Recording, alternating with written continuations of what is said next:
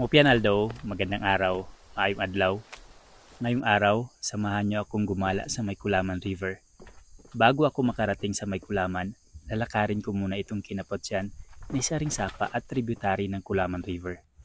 Ang landscape pala na ito ay karst o limestone, kaya ang dinadaanan ko ay mga pagang at mga kuweba na ang gilid ay sakahan ng mga tao.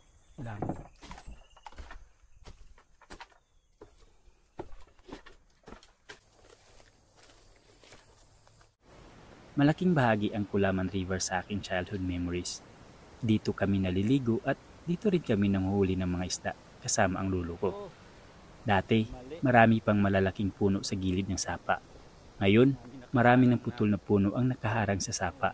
Siguro, nangatumba ito o baka may ibang dahilan. Gayunpaman, malinaw pa rin ang tubig.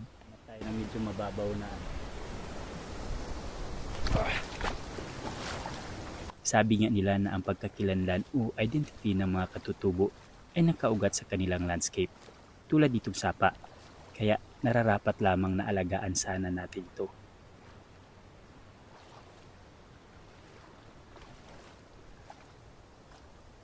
Bisita lang tayo sa mundong ito. Huwag natin sirain ang pinahiram lamang na resources para tayo ay mabuhay.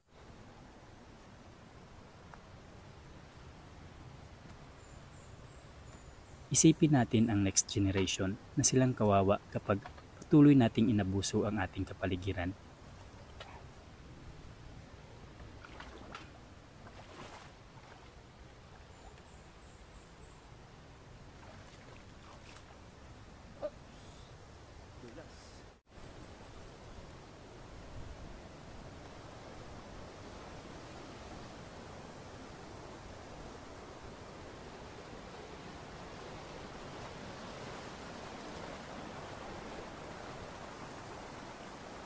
Sa bawat hakbang, sa bawat galaw, sa bawat desisyon, unahin ang kalikasan lagi.